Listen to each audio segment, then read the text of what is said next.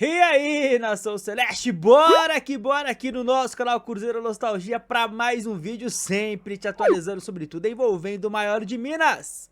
E bora que a animação tem que estar lá em cima, é dia de jogo, graças a Deus, após alguns dias estamos de volta, né? O Cruzeiro entrou em campo lá no dia 1º desse mês contra o Palmeiras e 11 dias depois, agora contra o Vitória, a Raposa volta a entrar em campo pelo Campeonato Brasileiro. Mais uma rodada e rodada que pode ser especial, né? O Cruzeiro voltando a liderar o Campeonato Brasileiro após alguns belos anos.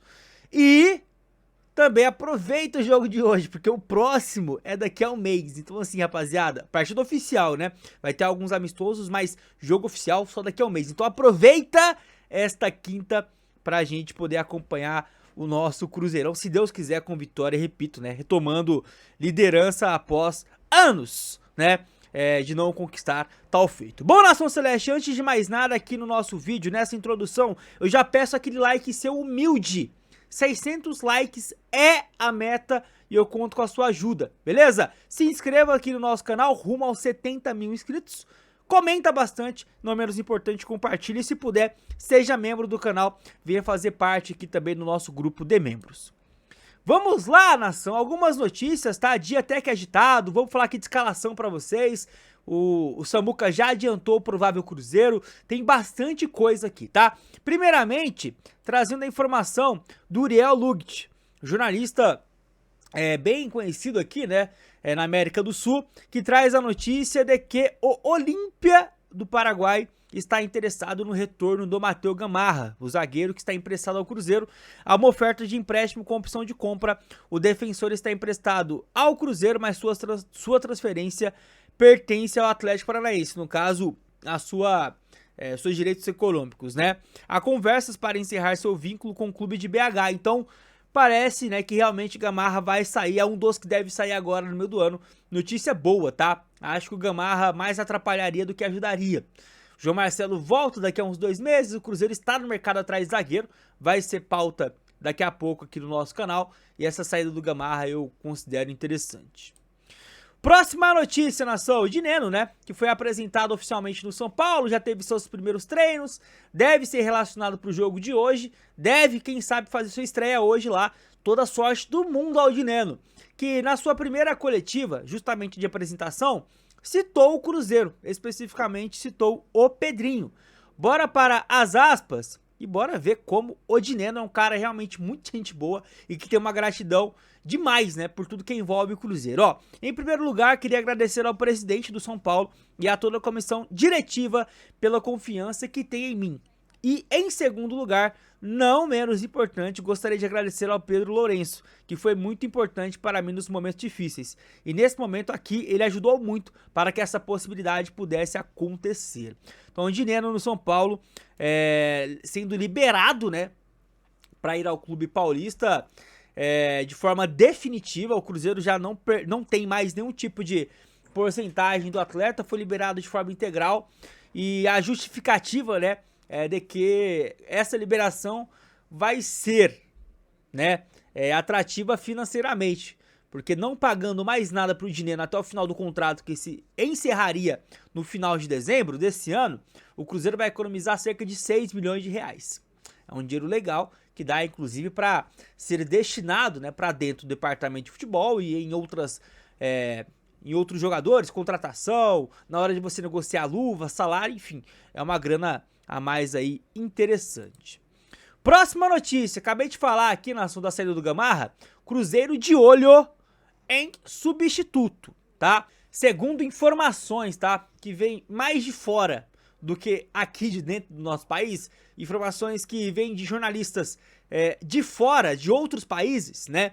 Segundo informações, o zagueiro Thiago Diallo é o plano B do Cruzeiro caso o negócio não avance por Diego Costa, zagueiro brasileiro do Krasnodar. O Djaló, até a própria camisa mostra, né? Ele é português e o Diego Costa é brasileiro. Ambos são zagueiros destros, tá? De origem, mas jogam muito pelo lado esquerdo. Inclusive, nesse último ano, por exemplo, o Diego Costa praticamente jogou a temporada inteira, né? Do lado esquerdo, talvez tenha tido a melhor temporada dele na carreira, né? Ele que atualmente está no futebol russo. O que eu posso dizer pra vocês, nação, que por hora são especulações, né? A gente não tem nada de muito concreto, não tivemos ainda aquela break news do Samuel Venâncio mencionando que tem uma negociação avançada ou algo do tipo, né? Mas a gente vai vendo que é bem provável que o Cruzeiro traga talvez até 2 zagueiros, né? Numa dessa, o Cruzeiro pode talvez atacar 2 zagueiros. Por que, Gilmar, você diz isso? Porque o plano não era trazer um zagueiro canhoto e jovem? Não se falou aí do Victor Valdez, não se falou aí de outros nomes no mercado com essas características? Tem até o zagueiro, né, jovem lá do Palmeiras, que tá com pouco espaço. Então aí a gente tem 2 destros de origem, mas repito, que podem jogar pelo lado esquerdo, mas que não são jovens, né? Então, a não ser que a ideia do Cruzeiro tenha mudado, né, em termos de características, da juventude da contratação, digamos assim, o Cruzeiro vai atrás de talvez aí de 2 defensores, de 2 zagueiros, a gente fica de olho, mas eu repito, é legal mencionar que por hora, né, são especulações, mas, sendo bem sincero, Diego Costa, nome muito interessante, seria, eu acho, uma boa contratação, e o Dalot tem um potencial muito grande, mas muitos lá de Portugal, principalmente torcedores do Porto, né, para onde ele passou, dizem que o grande problema dele não é dentro de campo, mas fora. Um cara que tem problemas indisciplinares. Bora aguardar. Mais uma info para vocês na tela, nação, e dessa vez com, enfim, né, este sujeito, mau caráter, eu e você nós temos a moral de chamar o Edmundo de mau caráter, um cara sem vergonha, um cara que não é profissional, e vocês sabem muito bem porque eu estou dizendo isso daqui, tá? Sobre esse sujeito a gente tem essa moral. Não bastasse o que ele fez vestindo a camisa do Cruzeiro, olha só o que esse sujeito disse no seu canal do YouTube, tá? Foi no canal dele, eu não vou trazer o link do vídeo, não vou trazer o link do canal. Se você quiser acompanhar, ontem ele fez uma live de 50 minutos, ele geralmente faz todo dia, né? E ele falou sobre o Cruzeiro no meio da live. Vou trazer aspas aqui, tá? Que o Brasileirão da Opressão replicou no seu Twitter. É engraçado, né? Ele fala. Todo mundo mete o pau na SAF do Vasco, que foi pra semi da Copa do Brasil, no caso ano passado, e trouxe grandes nomes. O Felipe Coutinho, baqueado, é grande nome? O português, Nuno, é grande nome? Sei lá, não sei. O que ele considera grande nome? Eu não sei. Souza, que o Coutinho pediu para fazer parte do negócio? Não sei.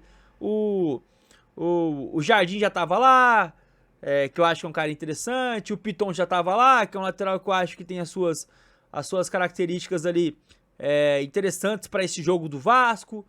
O Vegete, eu acho que também já tava lá antes do Pedrinho, né? Não sei o que ele fala de grandes nomes. Mas enfim, continuando. Já do Cruzeiro, a SAF no caso, né? Que ficou 3 anos na Série B, então aqui ele fala que a SAF ficou 3 anos na Série B. Calma lá. Não briga por nada. Não briga por nada. Ele tá se glorificando do time do Vasco ter chegado a uma semifinal de uma competição, no caso a Copa do Brasil, essa que o Cruzeiro é rei, com 6 conquistas, e tá falando que o Cruzeiro, que jogou uma final continental há alguns meses, não chega a nada, não chega como é que ele fala? Não briga por nada.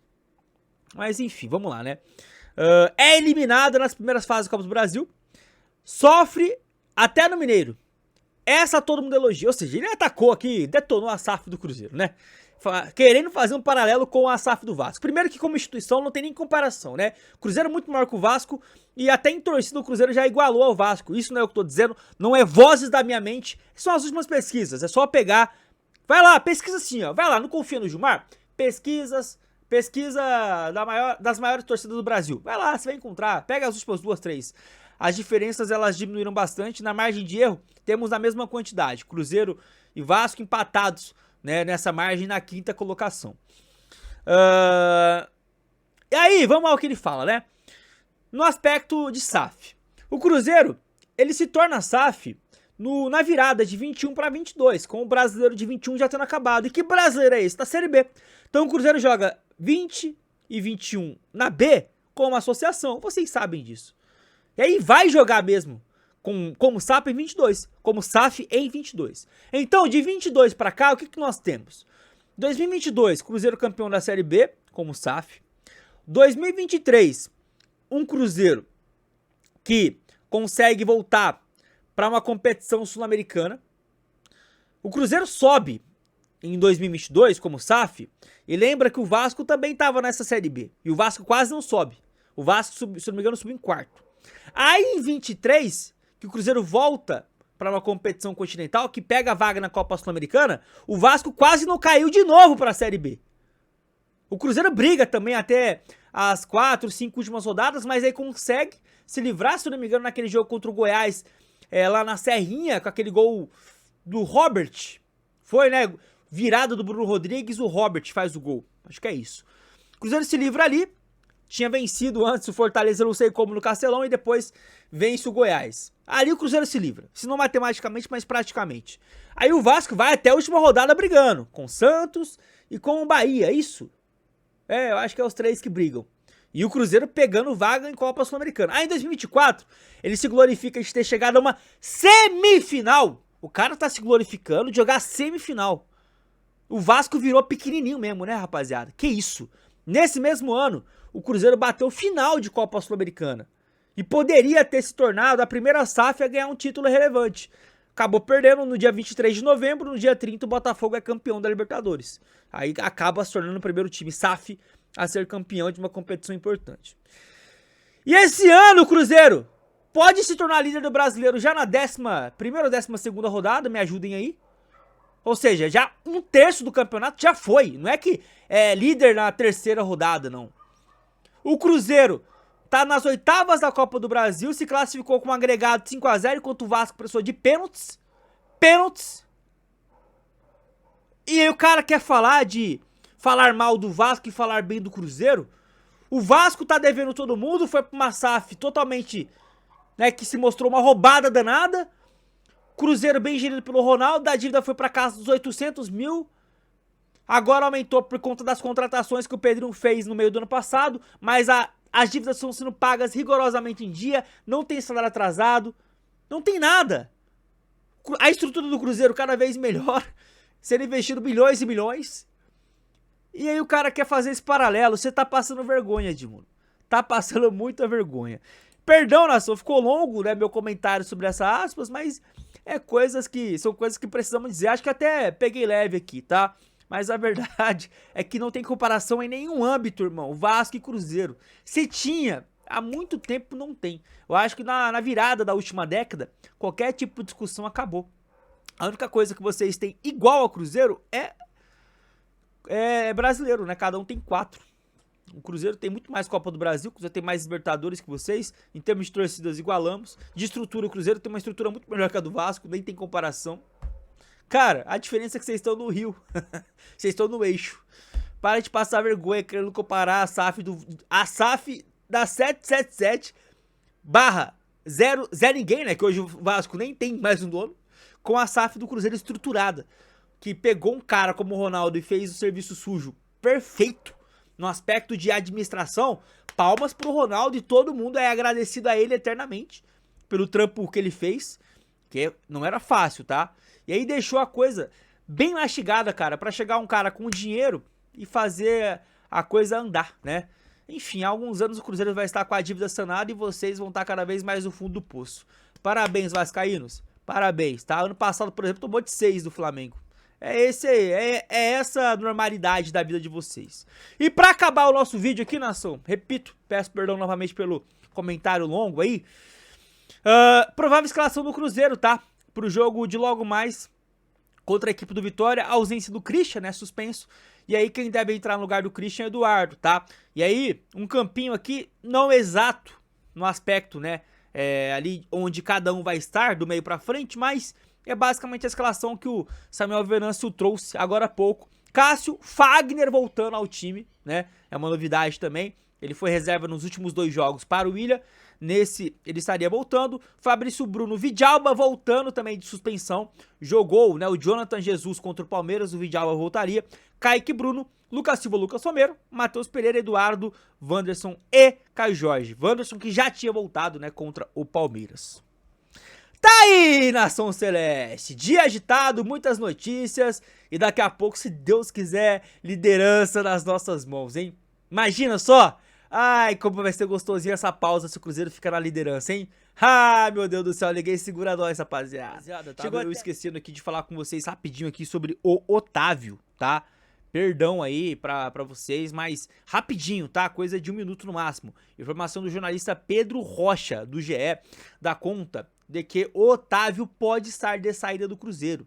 E assim, rapaziada, de graça, né? Infelizmente, essa é uma possibilidade. O Cruzeiro recebeu, né, nos últimos dias uma proposta do Santa Clara, clube de Portugal, que tem o Bruno Vicentinho lá coordenando tudo. Então o goleiro de 19 anos recebeu essa proposta, e uma proposta que eu acho indecente, para o Cruzeiro liberar de graça e participar de 20% de uma venda futura. Tá de sacanagem, pô. E ainda, segundo o Pedro, o Cruzeiro analisa internamente se aceita ou não a proposta. Não pode aceitar, né, minha gente? Não dá pra aceitar. Então tá aí, tá? A notícia sobre o Otávio. Bora ver se isso vai pra frente ou não. Tomara que não, tá? Mas já estava me esquecendo de dar essa notícia pra, né, bater certinho aqui cada info, né, prometida no título e na capa. Chegou até aqui, então likezão mais do que o mídia, hein? Fica com Deus, até a próxima. Eu fui e tchau!